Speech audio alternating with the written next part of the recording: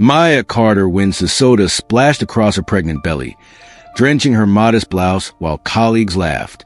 The black veteran's eyes remained steady, a quiet dignity in her gaze. They had no idea who she really was, or who was coming for them. Maya Carter didn't belong at Pinnacle Marketing Solutions, at least according to her colleagues. At 35, the 6-month pregnant black woman stood out in the gleaming Chicago office, where designer suits and cutthroat attitudes were the unspoken uniform. As the company's only black female data analyst, Maya's military-precise posture and quiet competence made her an outsider among the flashy marketing crowd. She straightened her simple maternity blouse and returned to analyzing campaign metrics, her specialty. The morning meeting had just ended, leaving a wake of sideways glances and whispered comments. Maya's fingers moved efficiently across her keyboard. Her hazel eyes focused despite the growing discomfort in her lower back. "Nice outfit, Maya. Is that from the discount maternity section?" Jessica Hayes smirked, adjusting her Gucci blazer. "Must be hard finding professional clothes in your condition." Maya's face remained impassive. A skill honed during 10 years as an Army officer with overseas peacekeeping missions. She didn't mention her military background at work, preferring to earn respect through performance rather than titles. The office hushed briefly as Brian Foster, the team lead, walked by. He raised an eyebrow at Maya's growing belly before muttering, "Hope you're planning to finish those analytics before your water breaks." Laughter rippled through nearby cubicles. Maya simply nodded, her calm exterior masking the familiar weight of multiple prejudices against her race, her pregnancy, and her unmentioned military service. She wasn't here for approval. She was here to excel at the job she loved. By mid-morning, Jessica had gathered her usual allies: Mark Reynolds, a cocky sales rep with gelled hair, and Lauren Kim, a junior designer obsessed with social media clout. They circled Maya's desk like predators, pretending to discuss client strategies while lobbing thinly veiled insults. "Hey, Maya," Mark called loudly. "Should you really be handling the Sterling account? It's pretty high stress and in your delicate state." He made an exaggerated gesture toward her belly. Lauren giggled, snapping a quick photo of Maya's sensible flats. "Hashtag pregnancy fashion fail," she muttered, typing rapidly on her phone. Maya's fingers paused over her keyboard. She'd faced enemy fire and navigated military politics, yet these playground tactics still stung. The corner of her eye caught Jessica whispering to another colleague, mimicking Maya's careful way of lowering herself into her chair. "You know," Jessica said, loud enough for half the floor to hear, "I'm surprised they even hired you. A pregnant black woman with zero fashion sense? You must have some serious dirt on someone." Maya took a measured breath, the same controlled breathing she'd used during combat situations. "My qualifications speak for themselves," she said quietly, returning to her work. "Qualifications?" Mark snorted. "Like what? Professional baby carrier?" Lauren chimed in. She mentioned something about military service once. Probably just cooked meals or something. Maya's spine stiffened slightly, but her expression remained neutral. She led tactical units through hostile territories and received commendations for bravery. But here she was being reduced to stereotypes. "I've submitted the quarterly analysis," she said, changing the subject. "The Sterling campaign shows promising metrics in the Midwest demographic." Jessica rolled her eyes.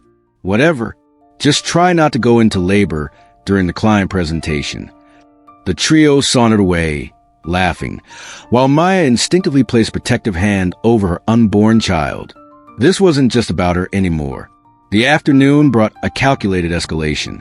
When Maya returned from lunch, her ergonomic chair had vanished, replaced with a backless stool guaranteed to maximize discomfort for a pregnant woman. "Office upgrade," Mark announced with a smirk. "Budget cuts." Maya surveyed the situation, her military training kicking in. Assess, adapt, overcome, without complaint. She retrieved a spare chair from the conference room and continued working. Later, Brian dropped a pile of files on her desk with a heavy thud. "Need these analyzed by tomorrow morning." Shouldn't be a problem for someone with your supposed attention to detail. Maya flipped through the documents, random printouts, outdated spreadsheets. Busy work designed to overwhelm. The packet included images of military women with derogatory captions scribbled in the margins. These aren't relevant to our current projects, Maya observed calmly. Questioning my leadership, Brian challenged. Maybe pregnancy brain is affecting your performance. Jessica sauntered over, coffee in hand. You know, we've been wondering about your mysterious past, Maya. You mentioned military service, but you don't look like a soldier. Her tone dripped with skepticism. What were you? Some kind of secretary? Maya met her gaze steadily.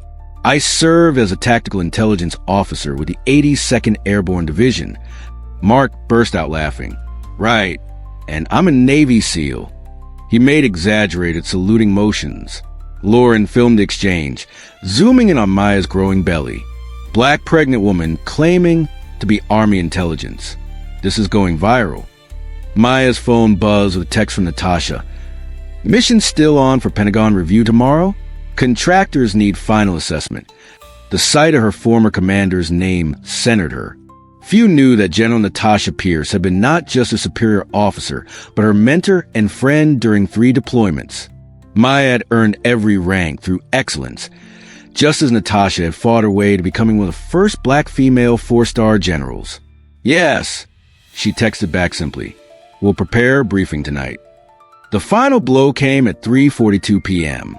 Jessica approached Maya's desk with a can of Coke, feigning a casual conversation about client demographics. With practiced clumsiness, she tripped, sending the soda cascading over Maya's keyboard notes and directly onto her pregnant belly. Oops, Jessica exclaimed, fake concern plastered across her face. Pregnancy reflexes too slow to dodge that one. The cold liquid soaked through Maya's blouse, the sticky substance clinging to her skin. Several colleagues laughed, while others looked away in uncomfortable silence. You should probably go clean up in the bathroom, Mark suggested with mock helpfulness. Maybe while you're at it, find a job more suited to your capabilities. Lauren's phone captured everything. This is gold. Say goodbye to your dignity, pregnant lady. For the first time that day, Maya felt her composure waver. Not from humiliation, but from concern. The stress wasn't good for her baby. She gathered her soaked belongings and headed to the break room, her movements deliberate despite the discomfort. Alone, she leaned against the counter, taking deep breaths. Her hand trembled slightly as she pulled out her phone and called Natasha. They'd been through firefights together. Surely this qualified as emergency. Natasha, it's Maya, she said quietly when the general answered. I'm having a situation at Pinnacle. What's happening?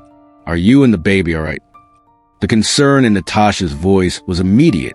We're okay, but the hostility here has escalated. Maya's voice caught, the days and dignities finally breaking through her armor. I'm 10 minutes away for our scheduled Pentagon vendor review, Natasha said, her tone shifting to the commanding voice Maya knew well. Hold position. I'm coming in. Maya returned to her desk, still damp but composed. Jessica was waiting, arms crossed, with Mark and Lauren hovering nearby like vultures. Back already? Thought you'd finally realize you don't belong here, Jessica sneered. Brian watched from his glass office, clearly enjoying the spectacle.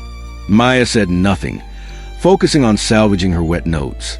The baby kicked, as if encouraging her to stay strong. 9 minutes later, the elevator dinged. The office fell silent as General Natasha Pierce stepped out, an imposing figure in her full army dress uniform adorned with 4 stars and rows of combat medals. At 5 feet 10 inches, with close-cropped gray hair and piercing dark eyes, the 55-year-old black woman radiated authority. Her bearing alone commanded respect. Back straight, chin up, gaze steady and assessing. Heads turned, whispers started. Jessica's jaw dropped, her eyes darting between Natasha and Maya. Mark froze mid-sentence. Lauren's phone slipped from her fingers, clattering to the floor. General Pierce ignored everyone, walking directly to Maya's desk. Her presence dominated the room, making the gleaming office seem suddenly small and insignificant. Maya, she said, her voice low but carrying across the now silent floor. You're wet. What happened? Maya stood, automatically assuming a military posture, despite her civilian clothes and pregnant belly. Just a spillage incident, General. Nothing critical. The word General hit the room like a thunderclap. Jessica's smug expression evaporated. Brian stumbled out of his office, adjusting his tie, his face a mass of confusion. General? Jessica stammered, glancing between the women. Natasha turned, scanning the room with the same methodical assessment she'd use on battlefields. I'm General Natasha Pierce, United States Army. I'm here for the Pentagon contractor review, but it seems I've walked into a hostile work environment. Her voice was calm but carried an undercurrent of steel. Who's been harassing my former intelligence officer? The words "my intelligence officer" rippled through the office. Brian stepped forward, sweating. General Pierce, ma'am, I'm sure there's been a misunderstanding. We value Maya's unique perspective. Unique? Natasha raised an eyebrow. Captain Maya Carter led intelligence operations that saved hundreds of American lives. She's one of the finest analysts the Army has produced. She gestured to Maya's wet clothes. This doesn't look like value to me. Jessica tried to recover, plastering on a fake smile. We had no idea she was. Military? Natasha cut in. Would it matter? Does pregnancy or race diminish her worth to this company? No one answered. Maya stood quietly, her dignity intact despite her soaked clothes, as the room finally saw her. Truly saw her, for the first time. Let me understand the situation, General Pierce continued, her voice carrying the weight of command. You've been systematically harassing a pregnant woman who happens to be a decorated veteran with top secret clearance and extensive combat zone experience. Brian stepped forward, desperation in his eyes. General, if we'd known Maya's military background, you'd have treated her with basic human decency. Natasha's gaze was withering. That shouldn't require military credentials. Jessica tried a different approach, her voice saccharine. We were just having workplace fun, ma'am. Maya never mentioned serving under you. Captain Carter doesn't need to flaunt her service to earn respect, Natasha replied. And I'm not just her former commanding officer. I'm also heading the Pentagon's review of government contracts with companies like Pinnacle. The color drained from Brian's face. Government contracts? Yes, Natasha nodded. The Department of Defense allocates billions to marketing firms for recruitment campaigns. Pinnacle was under consideration. She emphasized the past tense. Mark cleared his throat. With all due respect, General, this is a civilian workplace with different standards than the military. Natasha turned slowly to face him. Different standards? In the Army, we value integrity, respect, and excellence. Are you suggesting Pinnacle values something else? Lauren, trying to salvage the situation, stepped forward. We respect the military, of course. My uncle was in the Navy. Respect isn't claiming connections, Natasha replied. It's demonstrated through actions. She turned to Maya. Captain, gather your things. You have more important work waiting at headquarters. Maya nodded, collecting her few personal items with military efficiency. Brian made a last desperate appeal. General Pierce, please. This is a misunderstanding that can be resolved internally. Like you've resolved the harassment of a pregnant veteran for months? Natasha's voice was quiet but devastating. The military taught us both something valuable, Brian. Actions have consequences. She surveyed the room again, her gaze lingering on Jessica, Mark, Lauren, and Brian. Pinnacle's government contract opportunities are terminated, effective immediately. And I'll personally ensure every federal agency knows exactly why. The office stood paralyzed, watching as decades of corporate ambition crumbled in minutes against the immovable force of military justice. Jessica's composure shattered first.